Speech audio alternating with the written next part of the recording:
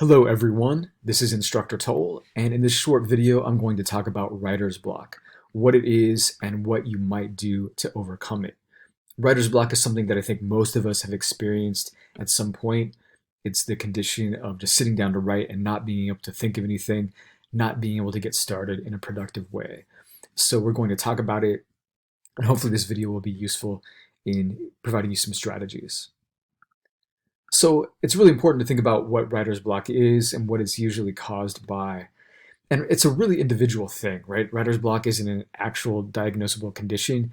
It's usually due to something else going on in your life. Often it's not even related to the particular assignment.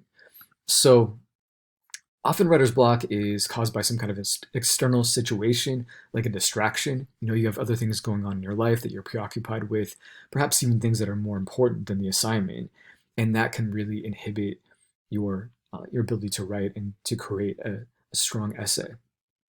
Schedules can be taxing if you're trying to fit writing time in between, working and family obligations and all the other things that you have to do. That can be something that prevents you from getting started.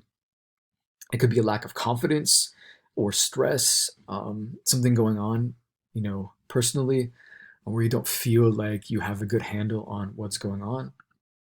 It could be a lack of interest in the assignment. You're just not motivated intrinsically to start the piece. And it could be also a lack of preparation, right? It might be an assignment that you're interested in, that you really want to start writing, but you really haven't done anything previously or done enough previously to get started with the essay. So hopefully the strategies that I'm going to talk about will deal with this range of things. And of course, writer's block could be caused by any number of other things too, but I feel like based on my experience and students' experiences that these are the main ones. So just a couple of general tips to keep in mind when you are faced with writer's block, right? Just some general strategies. So the first of all, I think teachers always say this, don't wait. And I think that's really good advice. Don't wait till the last minute to try to write something. Generally, if you start earlier, the stronger your piece is going to be. And that doesn't mean you have to write the whole thing 3 days in advance. Some people do that and that's excellent, but it just could mean, sitting down for 15 minutes and writing something to get started and then moving on and picking it back up later. But the earlier you start, the less stress you're probably going to feel.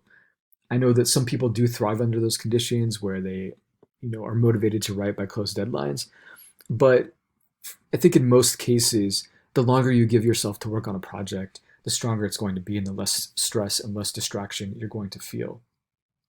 I'd recommend starting somewhere, even if the somewhere is just writing something, writing about why you feel writer's block, why you're not interested in the assignment.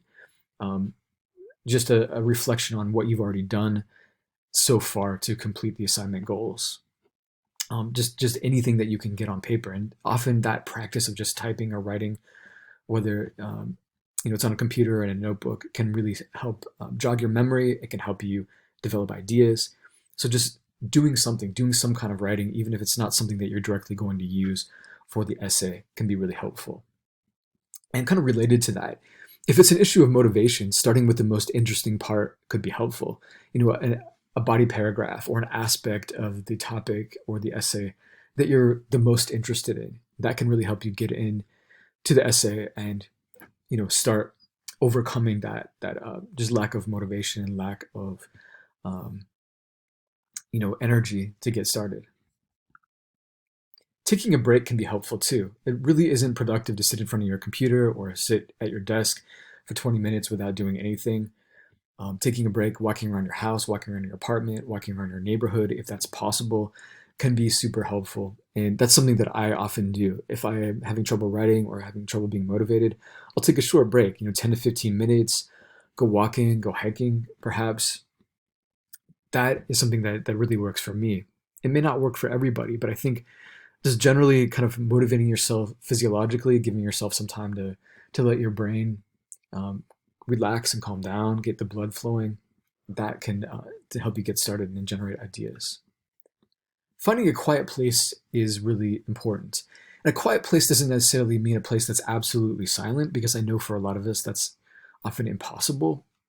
but a place where you can feel like you can just concentrate and you're not going to be distracted by other people, other things going on, to the extent that that is possible. And that could mean, a quiet place in your house. It can mean going to a library. It can mean going to campus. It can often mean, going and writing in public. That often works for me because if you're writing in a cafe or a coffee shop or somewhere else where there are people around, if there are people you don't know and aren't engaged with, you can kind of tune out that noise around you. So finding a place where you're quiet and you can be free from distractions is always helpful. So some specific strategies that I would recommend moving forward. So first of all, you want to assess the difficulties that you're having with the situation. Why are you having writer's block? Why can't you get started? Is it a distraction? Is it the schedule? Is it lack of motivation, lack of preparation? Assess what's going on, maybe write about it and try to overcome that and think about that for next time going forward. And then once you kind of figure out what's going on, create a plan for this assignment. That can be a way of getting started, just making a list of the things that you have to do and ways that you think you're going to move forward. And then finally, remember that this is just a draft. So, while you want to aim for the word count on this assignment, remember that you can rearrange things, you can add things, you can change things later. It's not set in stone. So you want to get as much as you can and create as complete a draft as possible.